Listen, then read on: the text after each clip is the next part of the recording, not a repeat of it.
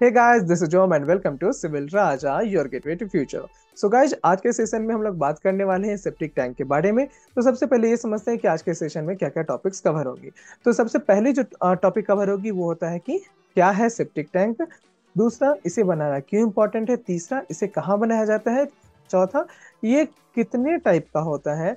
और पांचवा, इसकी क्या स्टैंडर्ड साइज होनी चाहिए हमारे रिक्वायरमेंट के बेसिस पे। ओके, तो चलिए ले चलता हूँ मैं आपको अपने स्क्रीन के ऊपर, और वहां पे हम लोग हर चीज को और भी डिटेल में समझते हैं। तो देखिए, जहां पे भी आपका जो सीवरेज सिस्टम है वो अच्छा नहीं है, जैसे कि टायर 2 और टायर 3 सिटीज में मोर देन 30% जो नए घर बन रहे हैं ना, वहां पे ऑन साइट सैनिटेशन की जरूरत पड़ती है। और इस जगह पे हमारा जो है वो सेप्टिक टैंक रोल में आता है। तो सेप्टिक टैंक क्या करता है, वो आपका जो सीवेज डिकम्पोजिशन है उसको मॉनिटर करता है, या फिर आप कह सकते हो कि सीवेज का डिकम्पोजिशन उस पर्टिकुलर सेप्टिक टैंक में होता है।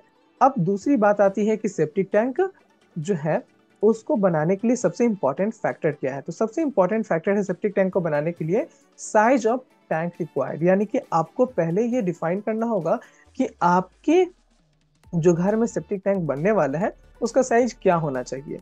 और उसके लिए काफ़ी सारे फैक्टर्स होते हैं, जिस तरीके की आपका उस सेप्टिक टैंक में जो वेस्ट वाटर जा रहा है वो कितने पर्सन्स का जा रहा है, आपका घर में कितने बेडरूम्स हैं, उसके बेसिस पे यहाँ पे डिफाइन किया जाता है। यानी कि ऑन टोटल अगर हम लोग कहें तो जितना भी वेस्ट वाटर हम डेली बेसिस पे प्रोड्यूस कर रहे हैं वो हम लोग का सब मिला के उसका जो वॉल्यूम होगा उसके बेसिस पे सेप्टिक टैंक का डिजाइन किया जाता है। ओके, और इसमें नंबर ऑफ पर्सन्स हो गए, नंबर ऑफ बेडरूम्स हो गए, उसके बाद आपका डेली वाटर कंजप्शन कितना होता है। यानी कि किसी की आदत होती है कि पानी बचा बचा के खर्च करते हैं, कुछ लोग कुछ ज़्यादा ही वाटर का वेस्टेज करते हैं, तो उसके बेसिस पे हमारा सेप्टिक टैंक बना होना चाहिए।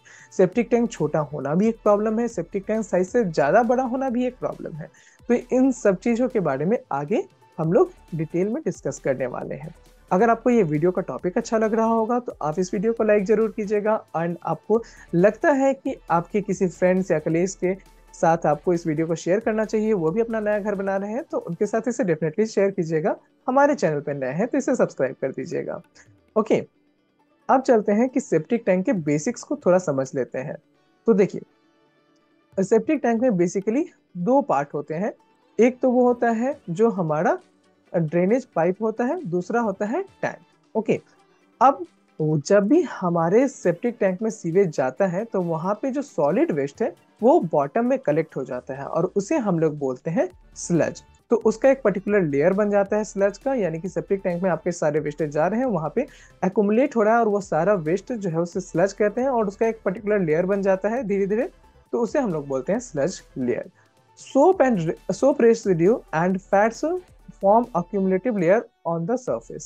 The middle layer contains the sewage, यानी कि जो उसका मिडिल लेयर है वो सीवेज बनता है। जो टॉप लेयर है वहां पे क्या होता है, सोप का रेसिड्यू हो गया, यानी कि आपने जो डिटर्जेंट पाउडर यूज किया है, आपने जो सोप यूज किया है यानी साबुन जो यूज किया है, उसके बाद फैट्स जो है वो सब कुछ ऊपर आ जाता है और वो सब एक अलग लेयर बनाते हैं। ओके, उसके बाद जो सेप्टिक टैंक है जैसे ही पूरा भर जाता है तो उसका जो वेस्ट वाटर का लेयर है ऊपर से वो निकल जाता है हमारे ड्रेनेज पाइप के थ्रू।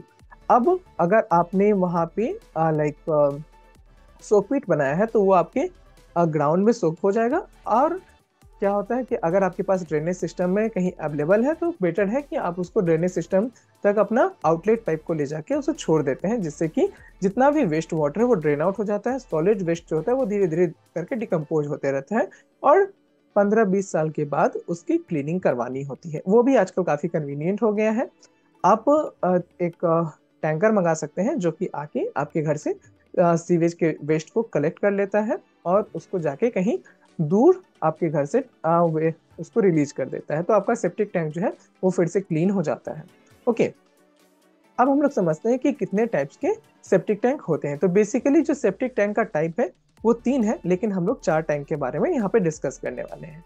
पहला जो सेप्टिक टैंक है वो ग्लास फाइबर सेप्टिक टैंक है, जो कि ग्लास फाइबर से ही बना होता है, दैट्स वाई ये ग्लास फाइबर के नाम से जाना जाता है। और वो कुछ इस तरीके का बना होता है जो आप यहाँ पे देख सकते हो। उसके बाद आ जाता है हमारा प्लास्टिक सेप्टिक टैंक, जो कुछ इस तरीके का दिखता है और ये बिल्कुल प्लास्टिक का बना होता है। ये टेम्पररी यूज के लिए लाया जाता है।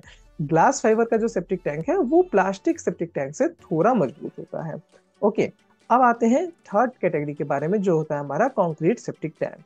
ओके, तो ये हमारा सबसे ज्यादा यूज होने वाला सेप्टिक टैंक है, जहां पे हम लोग कंक्रीट का सेप्टिक टैंक बनाते हैं। ये सबसे ज्यादा रिलायबल भी है और इसका कॉस्ट भी ज्यादा है, तो लोग अपने बजट के हिसाब से अपने सेप्टिक टैंक का सिलेक्शन करते हैं। अब हम लोग इंडियंस हैं और हम लोगों ने थोड़ा बहुत यहाँ पे रास्ता फिगर आउट कर लिया है, तो हम लोग ने एक नया सेप्टिक टैंक बनाना आजकल शुरू कर दिया है, जो कि होता है ब्रिकवर्क का सेप्टिक टैंक। और अगर आप किसी विलेज एरिया में हैं तो वहां पे आपने देखा होगा कि सेप्टिक टैंक मोस्टली जो है वो ब्रिकवर्क का बनाया जा रहा है। हालांकि सबसे ज्यादा मजबूत है कंक्रीट सेप्टिक टैंक, लेकिन जो ब्रिकवर्क वाला है वो रिलायबल भी होता है, साथ ही साथ उसका कॉस्ट कम आ जाता है। कंक्रीट सेप्टिक टैंक को बनाने के लिए आपको उसमें रॉड्स लगाने पड़ेंगे, उसको कंक्रीट से उसको ढलाई करनी होती है, तो कॉस्ट उसका बढ़ जाता है। अभी आपको अगर मैं एक बेसिक एग्जांपल दूं, तो आपने देखा होगा कि जहां भी रोड का कंस्ट्रक्शन हो रहा है एंड बगल में नहर जा रही हो, तो वहां पे क्या होता है कि एक शेयर वॉल बनाया जाता है। यानी कि जिस तरीके से हम लोग छत की ढलाई करते हैं उसी तरीके से वहां पे पहले रॉड बांधा जाता है और वहां पे उसको दोनों साइड से फॉर्मवर्क लगा के उसकी ढलाई की जाती है। वो एक शेयर वॉल होता है और इसमें इतनी पावर होती है कि ये जितना भी ग्राउंड कह सकते हो या सॉइल कह सकते हो, सॉइल का जो भी मास है उसको एक रिटेनिंग वॉल की तरह वहां पे रोक लेता है। ठीक है, तो ये सबसे ज्यादा रिलायबल होता है। जैसे आपने अगर रिटेनिंग वॉल की बात की, तो अगर ब्रिक वॉल का रिटेनिंग वॉल बनाएंगे तो ब्रिक वर्क का रिटेनिंग वॉल बनाएंगे तो वो टूट सकता है, लेकिन शेयर वॉल नहीं टूटता है। तो सेम केस हमारे सेप्टिक टैंक में होता है। वहाँ काफी बड़ा एरिया जो है वो हॉलो होता है और वहां पे अगर हम कंक्रीट सेप्टिक टैंक बनाएंगे तो वो सबसे ज्यादा रिलायबल होगा। अब आते हैं कि जो हम लोग मोस्ट कॉमनली यूज करते हैं, हालांकि ये कैटेगरी में नहीं है, ये इनोवेशन है, तो ये होता है हमारा ब्रिकवर्क का सेप्टिक टैंक। तो अगर आपका अर्थ प्रेशर ज़्यादा नहीं है या फिर आपके ग्राउंड का वाटर टेबल काफ़ी नीचे है, तो वहाँ पे आप सेप्टिक टैंक बना सकते हैं। जैसे कि अगर आप 10-12 फीट नीचे जा रहे हैं अपने ग्राउंड से सेप्टिक टैंक को बनाने के लिए और वहाँ पे हम लोग को वाटर टेबल नहीं मिलता है, तो वहाँ पे जो ब्रिकवर्क का सेप्टिक टैंक है वो इनफ है। ओके, अदरवाइज आपको कॉन्क्रीट का सेप्टिक टैंक बनाना चाहिए जहाँ भी आपका वाटर टेबल ऊपर में आ जाते हैं। यानी कि आप 4 फीट 5 फीट 6 फीट पे अगर आपका पानी आ जाता है गड्ढा करने के बाद, तो वहां पे कंक्रीट सेप्टिक टैंक ही आपको बनाना पड़ेगा। ओके, अदरवाइज आप बाकी दो सेप्टिक टैंक्स का भी यूज कर सकते हैं, जो कि टेम्परेरी बेसिस पे काम करता है। ओके, अभी हम लोग एक और लाइन देख लेते हैं कि the most common type of the type is concrete septic tank but it is heavy and requires heavy and expensive equipment to install. यानी कि अगर आप प्रीकास्ट सेप्टिक टैंक बनाना चाहते हैं कंक्रीट का, जो कि अभी मार्केट में अवेलेबल है, इंडिया में प्रीकास्ट लाइक कंक्रीट काफ़ी तेजी से लाइक ग्रो कर रहा है एंड यहाँ पे आपको सब पूरा सेप्टिक टैंक बना बनाया मिलता है, उसको लाके बस इंस्टॉल कर देना रहता है। आप अगर इसमें भी देखेंगे तो आपको ये जो सेक्शन है वो बने बनाए मिलेंगे, उसको लाके यहाँ पे कंक्रीट से या प्लास्टिक से उसको जोड़ दिया जाता है। ओके, अब आ जाते हैं कि आपका सेप्टिक टैंक का साइज जो होता है वो कितना होना चाहिए। If the septic tank in your house in your home is too small to meet your needs, it will not be able to handle the amount of the sewage that flows out of your house. This can cause all sorts of problem like stinks, floods and blockage. तो अगर आपका requirement जितना है या फिर आप जितना भी वेस्ट वाटर डेली बेसिस पे या सीवेज डेली बेसिस पे प्रोड्यूस कर रहे हो, उससे अगर वो जो है अगर आपके सेप्टिक टैंक की कैपेसिटी से ज़्यादा है, तो आपके घर में बहुत सारी प्रॉब्लम्स हो सकती हैं। जैसे कि उसका स्टिंक होगा, यानी कि आपके घर में बहुत गंदी बदबू फैलेगी, वो गैस जो है वो होल्ड नहीं कर पाएगा। उसके बाद जो दूसरा रिजल्ट है वो क्या हो जाता है कि आपका फ्लड होगा या ब्लॉकेज होगा, यानी कि आपके पाइपलाइन से ब्लॉकेज हो सकता है अगर आपका कैपेसिटी जो सेप्टिक टैंक का है वो कम है जितनी आप वेस्ट वाटर प्रोड्यूस कर रहे हैं उससे। अब आते हैं दूसरी बात पे, जो most common however the most common result if the septic tank is too small is pressure generated cause the water to be released before it is efficiently washed। यानी कि सबसे ज्यादा प्रॉब्लम क्या है, अगर आपका सेप्टिक टैंक छोटा होगा, अगर आपकी रिक्वायरमेंट से छोटा आपने सेप्टिक टैंक बना दिया तो क्या होगा कि वहां पे एक प्रेशर जनरेट होगा जिसके कारण जो वाटर है वो इससे पहले कि अपना सारा वेस्ट बाहर निकाल मतलब सेप्टिक टैंक में सेटल हो पाता उससे पहले ही बाहर निकल जाता है। This means the solid waste in the septic tank will not be fully decomposed and will accumulate more quickly. यानी कि आपका जो सॉलिड वेस्ट है वो कंप्लीटली डिकम्पोज नहीं होगा और वो बस वहां पे जमा होते जाएगा, जिसके कारण आपका सेप्टिक टैंक जो है वो ओवरफ्लो हो सकता है या फिर क्लॉगिंग हो सकता है, यानी कि वो जाम हो जाएगा। ओके, उसके बाद आ जाते हैं कि अगर आपका सेप्टिक टैंक आपकी जो रिक्वायरमेंट है उससे बहुत ज्यादा बड़ा हो जाएगा तो क्या होगा। अगर आपका सेप्टिक टैंक जो है वो बहुत ज्यादा बड़ा है तो it will not work if the proper amount of sewage do not flow. तो ये ठीक से काम नहीं करेगा अगर उसमें प्रॉपर अमाउंट ऑफ सीवेज जो है फ्लो नहीं कर रहा है। तो क्या होगा, it does not need enough collected liquid to produce bacteria that helps the breakdown of the solid waste in the septic tank. आपने वहां पे आपका वाटर का जो वेस्ट वाटर का जितना आप रिलीज कर रहे हैं डेली बेसिस पे उससे सेप्टिक टैंक की कैपेसिटी उससे बहुत ज्यादा है। तो क्या होगा, वो जो सेप्टिक टैंक है उसको इनफ लिक्विड नहीं मिलेगा, जिसके कारण जो वो बैक्टीरिया प्रोड्यूस करता वो बैक्टीरिया जो आपके सॉलिड वेस्ट को ब्रेक डाउन करता है यानी कि छोटे छोटे पार्टिकल्स में तोड़ता है वो प्रोड्यूस नहीं हो पाएंगे एंड ये आपके लिए सही नहीं होगा। ओके, क्योंकि उसमें डिकम्पोजिशन अगर नहीं होगा तो वो भी जल्दी से भर जाएगा या फिर उसमें क्लॉगिंग की प्रॉब्लम आ सकती है। ओके, अब आता है कि क्या क्या जो फैक्टर्स हैं वो हमारे सेप्टिक टैंक को डिजाइन करने के टाइम में ध्यान में रखने होते हैं। तो पहला है take into account water wastage, यानी कि आप वाटर यूसेज, यानी कि आप कितना वाटर जो है वो डेली बेसिस पे यूज कर रहे हैं वो आपको ध्यान में रखना है सेप्टिक टैंक बनाते हुए। Okay, the most reliable and the effective way to determine the right septic tank size of your property is to calculate the amount of the water you consume. आप डेली बेसिस पे कितना water consume कर रहे हैं वही determine करता है कि आपका सेप्टिक टैंक कितना बड़ा होना चाहिए। ओके, उसके बाद the required size of the septic tank depends on the amount of the water it can hold which is diverted to the soil receiving field based on the total water usage of the household. The recommended septic tank sizes are, तो ये यहाँ पे भी वही बात कही गई है कि आपका जो सेप्टिक टैंक का जो साइज है वो डिपेंड करता है कि ये कितना वाटर होल्ड करना है इसे, और ये हम लोग जहां भी डाइवर्ट कर रहे हैं, सपोज आपने सोकपिट बनाया है तो वहां पे सॉइल का ऑब्जॉर्प्शन कैपेसिटी कितना है उसके बेसिस पे भी डिफाइन किया जाता है। अदरवाइज अगर आप इसको डायरेक्टली सीवर सिस्टम में रिलीज कर रहे हो तो कोई प्रॉब्लम नहीं है, अदरवाइज आपका वाटर का सोकिंग कैपेसिटी भी यहाँ पे मैटर करता है। अब देखते हैं कि सेप्टिक टैंक का जो साइजेज वो कितना कितना होना चाहिए।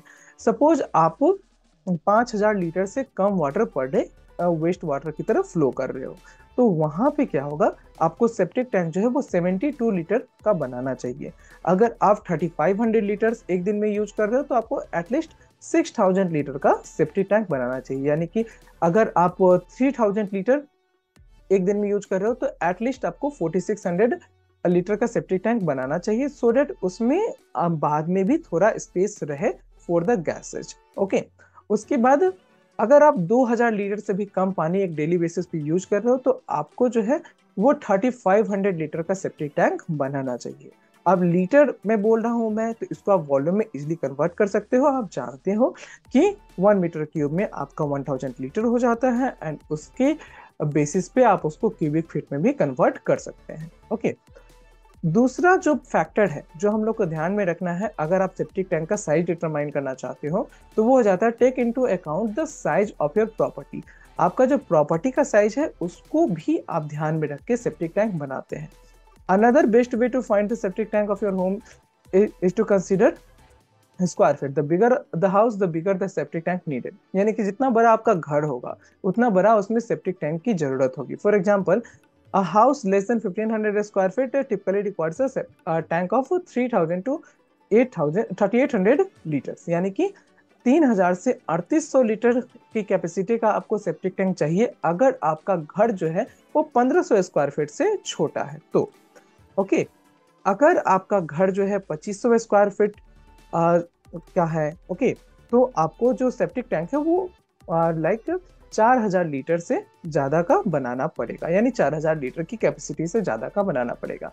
तीसरा जो फैक्टर है वो हो जाता है कि हमारे घर में बेडरूम्स कितने हैं। ओके, उस बेसिस पे भी हमारे पास सेप्टिक टैंक का जो साइज है वो डिपेंड करता है। जितने ज्यादा बेडरूम्स रहेंगे उतनी ज्यादा बड़ा आपको सेप्टिक टैंक अपने घर में बनाना होगा। जैसे कि 1 से 2 बेडरूम अगर आपके घर में है तो वहां पे 3000 लीटर का सेप्टिक टैंक जो है वो काफी होता है। 3 बेडरूम है अगर आपके घर में तो 3800 लीटर का आप सेप्टिक टैंक बनवाइए।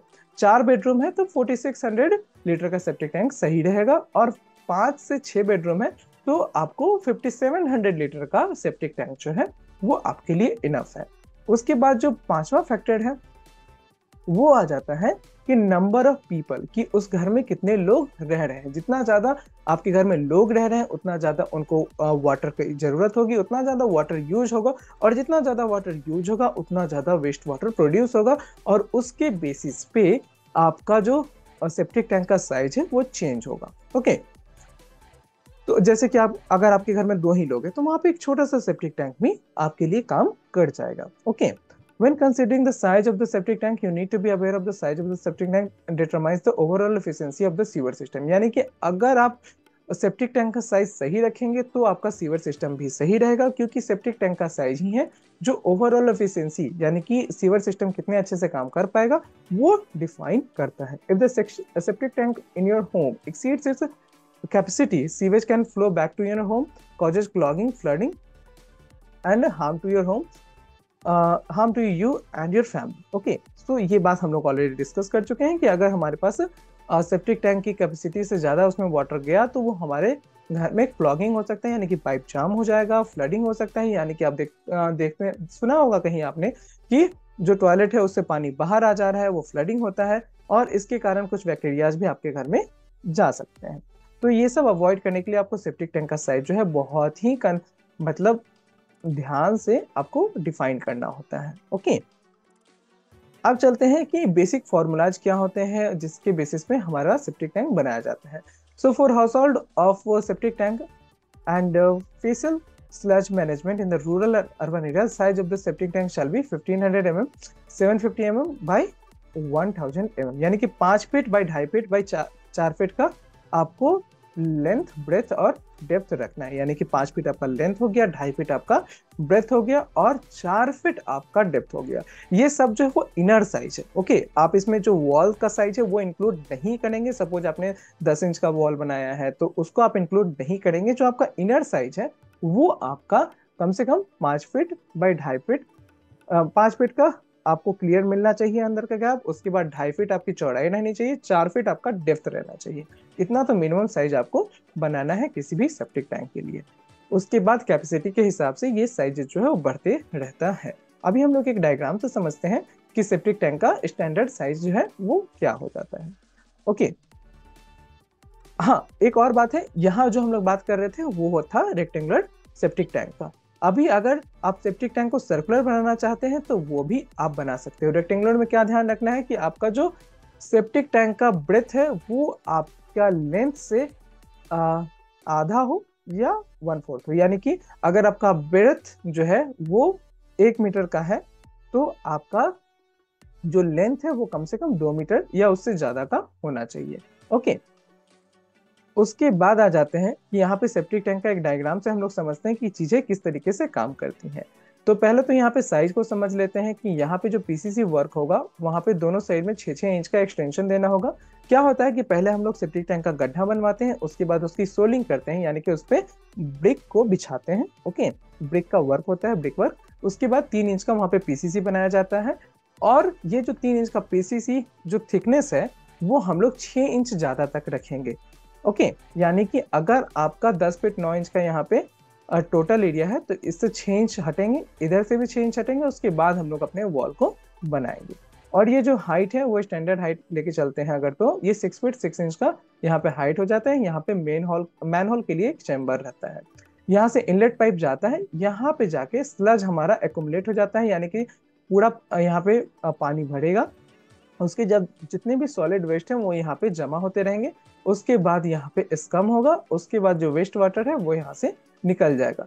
तो इस चैम्बर में स्लज भरता है, उसके बाद फ्लो होके यहाँ पे जाता है, और यहाँ से फिर जो हमारा वेस्ट वाटर है वो लेवल बढ़ता है और यहाँ पे ये जो इनलेट पाइप है उसके जो डाउन लेवल है उसके नीचे हमारा आउट लेवल रहता है, और यहाँ पे सिर्फ वेस्ट वाटर जो है वो सीवरेज सिस्टम में चला जाता है। ओके, कोई भी कंफ्यूजन होगा आप डायरेक्टली मुझे कमेंट सेक्शन में पूछेंगे, मैं डेफिनेटली उसका आंसर करूंगा। और अगर आप चाहते हो कि मैं किसी दूसरे टॉपिक पे भी वीडियो बनाऊं तो आप वो टॉपिक कमेंट सेक्शन में लिख सकते हैं। बिल्डिंग प्लानिंग के कोर्स को ज्वाइन करने के लिए, या फिर आप चाहते हो कि बिल्डिंग का नक्शा किस तरीके से बनाया जाता है, या फिर घर के कंस्ट्रक्शन से रिलेटेड आप ट्रेनिंग लेना चाहते हो, तो उसकी डिटेल्स जो है वो आपको यहाँ के डिस्क्रिप्शन में मिल जाएंगी। एंड अगर आप चाहते हो कि मैं आपके घर का नक्शा बनाऊं, या फिर मैं आपके घर का स्ट्रक्चर डिजाइन करूं, या 3D मॉडलिंग करूं, तो उसके लिए आप मुझे कांटेक्ट कर सकते हैं। मेरा नंबर जो है वो स्क्रीन पे भी आपको दिख रहा होगा, साथ ही साथ मैंने डिस्क्रिप्शन में भी अपना नंबर दे दिया है। ओके, अभी आ जाते हैं कि इस तरीके से हमारा जो सेप्टिक टैंक वो काम करता है। ओके, उसके बाद आ जाते हैं कि इसको हम लोग अगर टॉप व्यू से देखेंगे तो ये कम से कम 2.5 फीट का होना चाहिए, ये भी 2.5 फीट का, 2.5 फीट का, यानी कि तीनों चैम्बर्स मिनिमम 2.5 फीट के होने चाहिए। इससे ज्यादा है तो ठीक है, और अगर आप उसको प्रॉपर कैलकुलेट करोगे तो वो ज्यादा अच्छा है। तो यहाँ पे आप देख सकते हो जो हमारा है किस तरीके से एक्युमुलेशन होता है। जो सबसे पहले नीचे हो जाता है वो सॉलिड वेस्ट होते हैं जिसको हम लोग बोलते हैं स्लज। उसके बाद जो होता है थोड़ा सा वो वाटर के साथ मिक्स रहता है या फिर डिफ्यूज रहता है वाटर में, जिसको हम लोग बोलते हैं इफ्लुएंट। और उसके ऊपर जो हमारा वाटर है जो डायरेक्टली ड्रेन आउट होने वाला है वो उसको बोलते हैं हम लोग स्कम। ओके, जो हमारे इनलेट पाइप है उसमें सब कुछ का मिक्स आता है, यहाँ पे सेटलमेंट होता है, डिकम्पोजिशन स्टार्ट होता है, और स्कम जो है वो डायरेक्टली हमारे आउटलेट से निकल जाता है। ओके, अगर आप खुद से कैलकुलेट करना चाहते हो कि किस तरीके से सेप्टिक टैंक जो है उसका वॉल्यूम कैलकुलेट करें या उसकी कैपेसिटी कैलकुलेट करें, तो उसके लिए एक फॉर्मूला है C = A + P × RQ + NS। Okay, जहां पे C आपका कैपेसिटी ऑफ टैंक है, A जो है वो कांस्टेंट होता है जिसका की वैल्यू है 2000, P आपका नंबर ऑफ यूजर्स होता है, R जो है वो है मिनिमम रिटेंशन टाइप, Q है average sewage flow in litres पर पर्सन पर डे, यानी कि एक आदमी एक दिन में कितना सीवेज निकाल रहा है। उसके बाद N है number of years sludge is stored, and S is the rate of sludge accumulation in litres पर पर्सन पर डे, यानी कि एक पर्सन से आपका कितना जो स्लज है वो आपका जमा हो रहा है। ओके, एक दिन में सॉरी एक साल में कितना वो जो स्लज है वो एक्युमुलेट हो रहा है एक आदमी के द्वारा एक साल में। ओके, तो ये आपका फॉर्मूला का वैल्यू हो गया। इसको अगर आप ब्रिटिश कोड के थ्रू कैलकुलेट करोगे, एंड ब्रिटिश कोड और इंडियन कोड दोनों सेम है तो लगभग वहां पे सारा चीज सेम ही रहता है, तो यहाँ पे आप सेम फॉर्मूला से कैलकुलेशन कर सकते हो, जिसका की वैल्यू जो है RQ + NS जो है वो स्टैंडर्ड अगर लिया जाए तो 180 लीटर्स का आता है, और A का वैल्यू तो 2000 लीटर है जो कि कांस्टेंट है। तो फॉर्मूला निकल के आता है हमारे पास C = 2000 + 180 P। तो यहाँ पे अगर आप सिविल इंजीनियरिंग स्टूडेंट हो तो आपने इसको वेस्ट वाटर ट्रीटमेंट में पढ़ा भी होगा कि इस तरीके का फॉर्मूला आपको थोड़ा देखा देखा सा लग रहा होगा। ओके, तो यहाँ से अगर हम लोग कैलकुलेट करना चाहें कि 4 आदमी के लिए हमारा पास अगर घर में 4 लोग रह रहे हैं तो कितना कैपेसिटी होगा, तो उसको यहाँ पे फॉर्मूला में रखेंगे तो हमारे पास 2900 लीटर का कैपेसिटी निकल के आ रहा है, यानी कि आप ऑलमोस्ट 3000 लीटर का सेप्टिक टैंक जो है बना सकते हैं, जिसका कि मिनिमम साइज हो जाएगा आपका 7.2 feet by 3.3 feet by 4.25 feet. Okay, इसको मीटर्स में अगर कहेंगे तो 2.2 मीटर इसका लेंथ होगा, 1 मीटर इसका विड्थ होगा, एंड 1.3 मीटर इसका डेप्थ हो जाएगा। उसके बाद 1 से 1.5 फीट का जो है वो आपको फ्री स्पेस देना होता है सेप्टिक टैंक के अंदर वाटर लेवल से ऊपर। Okay, so that overall height including the depth having the capacity of 3000 liter of liquid wastage वो हो जाएगा आपका 6 फीट का। ओके, यानी कि आपका यहाँ पे अगर देखेंगे तो 4.25 फीट यहाँ पे है, उसके बाद 1.5 फीट का आपने वहाँ पे गैप छोड़ा है सो दैट वहाँ पे गैसेज एक्युमुलेट हो सके, और ये आपका अगर गैस का स्पेस नहीं रहेगा तो फिर आपका वही क्लॉगिंग वगैरह का प्रॉब्लम हो सकता है। तो ये सारी, तो आपका टोटल जो डेप्थ है वो क्लियर जो डेप्थ है वो आपका 6 फीट का होना चाहिए। इस क्लियर डेप्थ में मैं जो बॉटम है यानी कि 3 इंच का PCC, 3 इंच का सोलिंग, ऊपर का जो कंक्रीट का ढक्कन लगेगा आपका 3 इंच का, वो सब कुछ इंक्लूड नहीं कर रहा हो, उसके लिए आप अलग से 9 इंच का स्पेस रखेंगे। ओके, यानी कि आपको ग्राउंड लेवल से एटलीस्ट 7 फीट का आपको सेप्टिक टैंक खुदवाना चाहिए, यानी कि जो गड्ढा होगा वो 7 फीट का होना चाहिए। ओके, तो गाइज आई थिंक आपको ये चीजें और समझ में अच्छे से समझ में आ गई होंगी। अगर आपका फिर भी कोई डाउट रह गया हो तो आप मुझे कमेंट कर सकते हैं। एंड प्रोफेशनल ट्रेनिंग के लिए आप दिए गए नंबर पे कॉल कर सकते हैं, या फिर आप अपने घर का नक्शा बनवाना चाहते हो, या स्ट्रक्चरल डिजाइन करवाना चाहते हो, या 3D मॉडलिंग करवाना चाहते हो, तो आप तीनों ही चीज़ों के लिए मुझे कांटेक्ट कर सकते हैं। मैं हूं engineer Om Shivaraja Babu, signing out. Thank you guys.